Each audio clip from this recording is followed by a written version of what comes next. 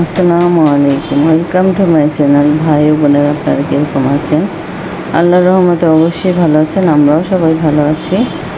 তো এখানে দেখুন, এখানে আমি ফার্মের মুরগি নিয়েছি একটা, তো 1.5 কেজির মতো হবে। তো এগুলো আমি ফ্রিজের মধ্যে রেখে খাবো। তো কিভাবে ফ্রাই করে যে রেখে খাবো, তো সেটাই ম্যারিনেট করে রাখবো, আর কিছুটা ভাজবো আর কিছুটা আপনাদের সঙ্গে শেয়ারও করলাম যে কীভাবে ম্যারিনেট করে রেখে দিই। তো এখানে আমি আদা রসুন বাটা নিয়ে নিয়েছি, আর এখানে টক দই নিয়ে নিয়েছি, আর এখানে হলুদ গুঁড়ো, মরিচ গুঁড়ো, ধনিয়ার গুঁড়ো, গরম মশলার গুঁড়ো, আর কালো গোলমরিচের গুঁড়ো, আর আস্ত জিরা, আর স্বাদ মতো লবণ নিয়েছি। এখানে পরিমাণ মতো করে নিয়েছি, আমি যতটুকু আমার লাগবে ততটুকুই আমি নিয়েছি এখানে। আর বাসায় যদি এভাবে করে বাচ্চাদের এভাবে করে বড়রাও পছন্দ করে, এটা মানে কি আর বলবো, এটা রেস্টুরেন্টের খাওয়ার থেকে ঘরে বসে বানিয়ে নিজেদের খাওয়াই অনেক ভালো। আর এখানে ভিনেগার বা সিরকা আপনারা দিতে পারেন। এখানে আমি ভিনেগার দিয়ে নিব, সিরকা আর ভিনেগার একই হলো। তো এখানে দিয়ে নিলাম আমি 1 টেবিল চামচের মতো দিয়ে নিলাম। আর এখানে সয়া সস নিয়েছি হাইকো কোম্পানিটা কিন্তু অনেক ভালো হয়। আর এখানে 2 টেবিল চামচের মতো সয়া সস নিয়ে নিলাম।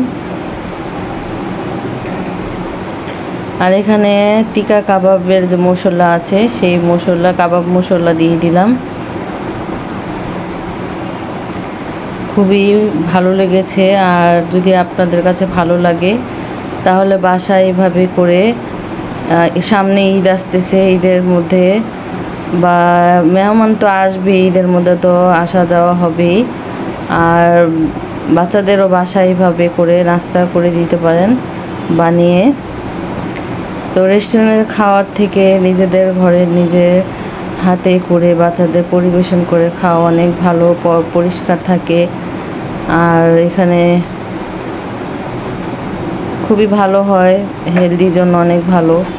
এখানে দেখেন আমি সব কিছু কিন্তু মিলিয়ে এখানে আমি অর্ধেকের বেশিটা নিয়ে নিয়েছি, রেখে দিব ফ্রিজে। আর এখানে বাচ্চাদের ভেজে দিব, আমরাও খাবো। তো এটা ম্যারিনেট করার জন্য রেখে দিব, এটা সন্ধ্যার সময় ভাজবো। আর এখানে পানি গরম করে নিয়েছি, আর লবণ দিয়ে দিলাম পানির মধ্যে। তো এটা হচ্ছে ফ্রেঞ্চ ফ্রাই করব। তো আলুটা কিভাবে এটা সংগ্রহ করে রাখবো সেটাই আপনাদের সঙ্গে শেয়ার করার। আর এখানে কিন্তু আমি পানিটা ফুটে এসেছে, আমি আঁচটা কমিয়ে দিয়েছি, আঁচটা এখন বাড়িয়ে দিয়েছি, ফুল আছে। এখন আমি আলুগুলো দেখেন কিভাবে কেটেছি, আর আলুগুলো কিন্তু বড় বড়। আর ফ্রেঞ্চ ফ্রাই করার জন্য কিন্তু আলুটা বড় থাকলেই ভালো হয়, দেখতেও সুন্দর লাগে। আর এখানে আমি জাস্ট একটা বলক দিব, বলক এসে পড়েছে, আমি নামিয়ে ঝরিয়ে নিলাম পানিটা শুকানোর জন্য। আর এখানে কিন্তু আমি রেখে দিলাম বাতাসে, তো পানিটা শুকানোর জন্য। আর এখানে একটা করে ভাজা দিয়ে নিয়েছি, তো সেটা আপনাদের সঙ্গে শেয়ার করতেছি। তো এখানে দেখেন আমি কিন্তু পানিটা কিন্তু একবারে শুকিয়ে গিয়েছে, আমি তারপরে একটা জাস্ট ভাজা দিয়েছি। কিভাবে ভাজাটা দিয়েছি দেখেন, কালারটা দেখেন, পুরোপুরি কিন্তু কালার আসেনি। তো এইভাবে করে কিন্তু আমি সবগুলো আলু এইভাবে করে আমি ভেজে নিব, অর্ধেকটা ভেজে নিব আমি। এভাবে ভাজলে তাহলে ফ্রেঞ্চ ফ্রাইটা, এটা আলুটা কিন্তু মচমচা হয়। আর এখানে যে আমি একটা ভাজা দিয়েছি, তো এখানে কিন্তু আমি সংরক্ষণ করার জন্য এটা রেখে দিলাম, ফ্রিজে রেখে দিব এটা। আর আমার বাচ্চারা এটা অনেক পছন্দ করে। তো বন্ধুরা, একটা কথা বলার ছিল, যারা শুরুতে একটা লাইক দাও নেই, অবশ্যই একটা লাইক দিয়ে দিও। আর নতুন বন্ধু হয়ে থাকলে সাবস্ক্রাইব করে পাশে থেকো, বেল বাটনটা অন করে দিও, আর অ্যাড সহ অবশ্যই দেখো। আর এখানে দেখো আলুটা আবার নিয়ে নিয়েছি আমি একটা টিস্যুর মধ্যে কিন্তু নিয়েছি, যাতে যে তেলটা থাকবে সে তেলটা বের হয়ে যাবে। এখন আবার ভাজা দিয়ে নিব। এখানে দেখো, তো এই তো একটু কালার করে ভেজে নিব।